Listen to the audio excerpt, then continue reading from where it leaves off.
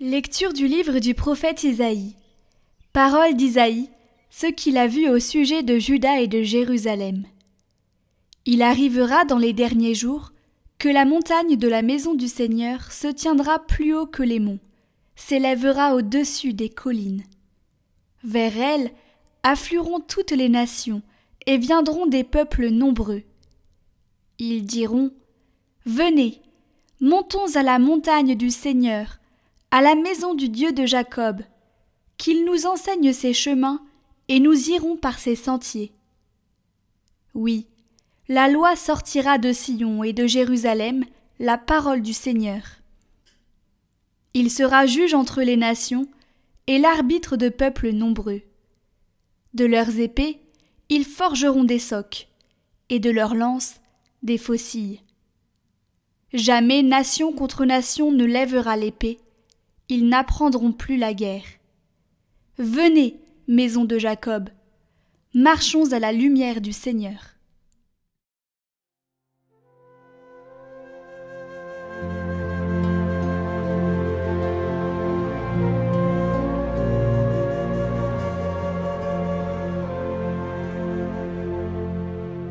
Dans la joie, nous irons à la maison du Seigneur.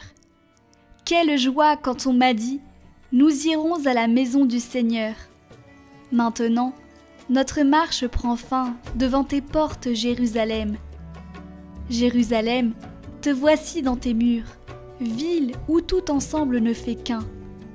C'est là que montent les tribus du Seigneur. C'est là qu'Israël doit rendre grâce au nom du Seigneur. C'est là le siège du droit, le siège de la maison de David. Appelez le bonheur sur Jérusalem. Paix à ceux qui t'aiment, que la paix règne dans tes murs, le bonheur dans tes palais. À cause de mes frères et de mes proches, je dirai paix sur toi. À cause de la maison du Seigneur notre Dieu, je désire ton bien.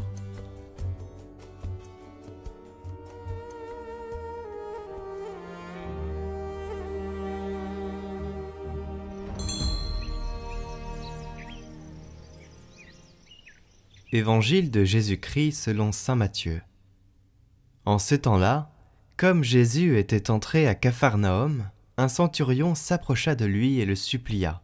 « Seigneur, mon serviteur est couché à la maison, paralysé, et il souffre terriblement. » Jésus lui dit : « Je vais aller moi-même le guérir. » Le centurion reprit : « Seigneur, je ne suis pas digne que tu entres sous mon toit, mais dis seulement une parole, et mon serviteur sera guéri.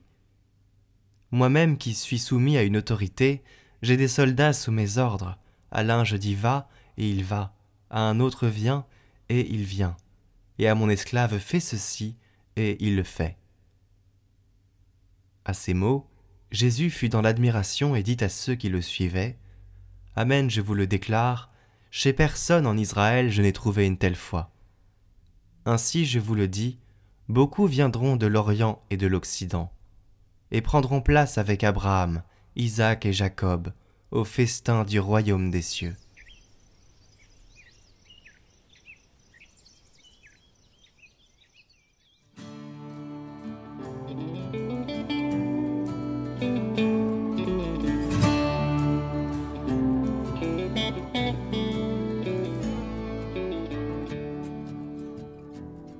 Voici venir des jours, oracle du Seigneur, où je conclurai avec la maison d'Israël et la maison de Juda une alliance nouvelle. Je mettrai ma loi au fond de leur être et je l'écrirai sur leur cœur. Isaïe annonce que ces promesses doivent être un héritage pour l'appel des païens. Pour eux aussi, le livre de la nouvelle alliance a été ouvert. Voici ce que dit le Dieu d'Israël. En ce jour-là, l'homme regardera vers son Créateur et tournera les yeux vers le Saint d'Israël. Ils ne mettront plus leur espérance dans des autels d'idoles, ni dans des œuvres de leurs mains. Il est bien évident que cela s'adresse à ceux qui abandonnent les idoles et croient en Dieu, notre Créateur, grâce au Saint d'Israël. Et le Saint d'Israël, c'est le Christ.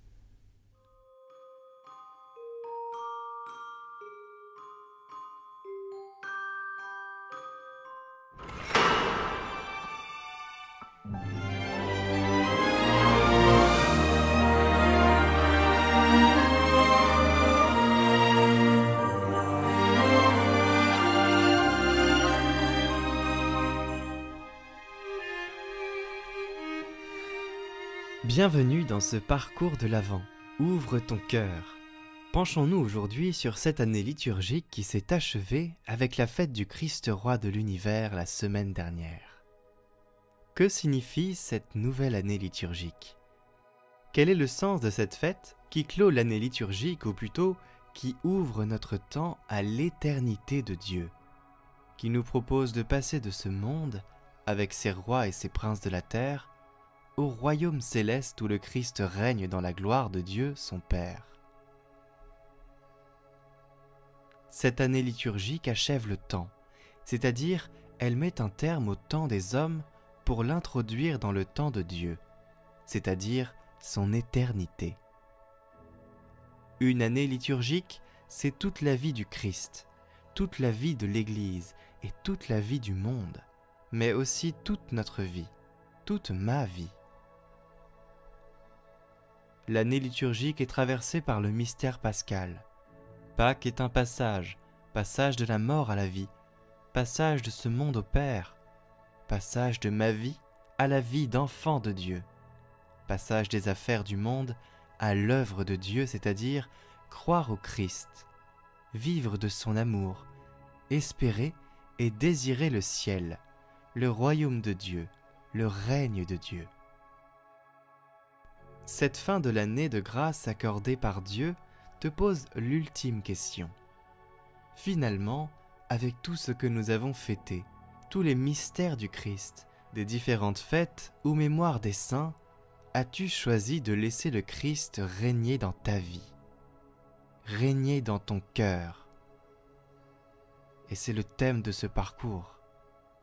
L'éternité de Dieu est finalement un temps de patience où Dieu souffre d'attendre que l'homme lui dise enfin « Oui, je veux que tu règnes en moi, que tu sois mon Père, que tu sois mon tout, et que je trouve en toi et toi seul mon bonheur et ma gloire. » Mais ce n'est pas tout, parce que si j'ai bien compris tout cela, je n'y suis peut-être pas encore entré dedans, et je ne suis pas encore dans le royaume.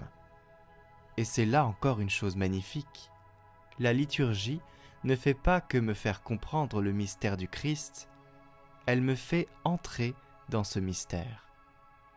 Elle ne me fait pas seulement comprendre ce qu'est la royauté du Christ, elle me donne le Christ comme roi.